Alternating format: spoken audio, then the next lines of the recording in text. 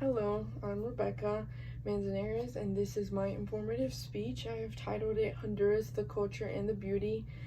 A lot of my culture actually derives from this country, and I've noticed that throughout my life, not a lot of people know about the country nor even where it is.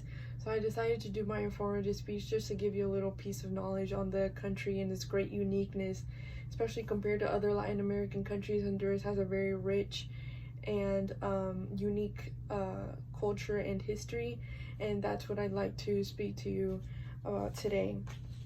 Now, first off, its history, its language. The primary language spoken in this country is Spanish. Also, the currency is lempiras. Now, might sound like a weird word to call a currency, but that is because it was actually named after a very important figure in their country who was named Lempira, and he was a tribal leader in his time for the tribe Lencas. They are known to have fought against a Spanish conquistador at the time when they were trying to conquer their territory. Now, unfortunately, this attack wasn't successful and Lempira was killed in combat. He is still recognized for his brave efforts to this day, and he appears on the $1 Lempira. Now, another great thing about Honduras is that it has a very beautiful scenery. There's a lot of mountains and a lot of grassy regions. Specifically, the city of Copan, there lies an ancient Mayan site. Now, as many of you know, the Mayans were a very important and significant ancient civilization that existed. And in the city Copan, which is often visited by tourists because of this site, you'll find a very friendly town life, a lot of actually English speakers because of the many tourists.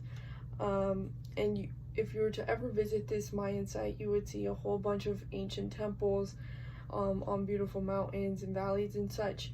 But what I want to talk about is that they're actually underground. There are a lot of tunnels and tombs of the ancient people. Now, the tradition was in their time was that if you were to die, then you were to be buried under your household. So when we first discovered these ruins, we actually discovered all of these tombs, and we later found out that this was the reason why, because you were supposed to be buried under your household, and they have still remained intact today. They were first discovered in 1576 by a royal from Guatemala, and he actually wrote a letter to the ruler of Spain. And after this letter, this led to a chain reaction of many explorations to the site, from the Spanish to the English, etc. Another great thing about Honduras is the Mesoamerican Barrier Reef. Now, this is the second largest coral reef in the whole entire world.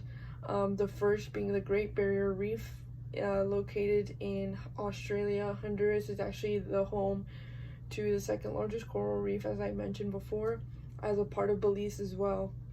It lies in the islands of Honduras, so it's not really close to the country, so it's pretty sheltered. And it unfortunately was damaged by the Hurricane Myth in 1998. Because of this hurricane, it actually decreased the live coral cover by 50%, which had a very negative impact.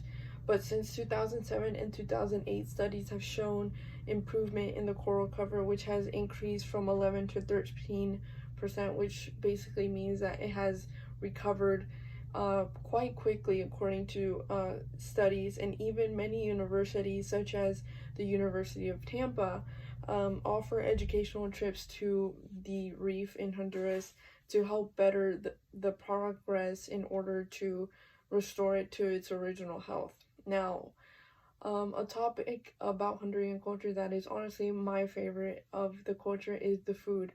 The food is a very important aspect of the culture, specifically the classic dish baleadas, which are honestly the number one dish that would be recommended if you were to ever visit there, or if you ever wanted to try Honduran food. This would probably be the first dish to be suggested. It is made of refried beans, mantequilla, which is a type of Honduran sour cream, cheese, avocado, scrambled eggs, some type of meat like chicken or steak, and in a flour tortilla. The good thing about this is it could honestly be eaten at any time of day and is very customizable to the individual. So If you don't want something or you want more of something, it is totally welcome. Another honorable food mention is tamales. Now, a lot of Latin American countries have their own variation of this dish.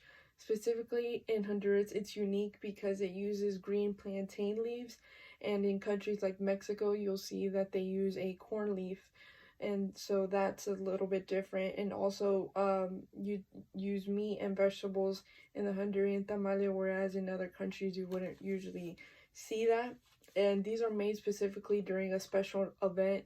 So usually during Christmas, you will definitely see tamales on a Honduran table. In conclusion, as you can see, Honduras has a very unique and rich history that is very special to me and to others. So I hope that you have gained just a little bit of knowledge on this country. Thank you.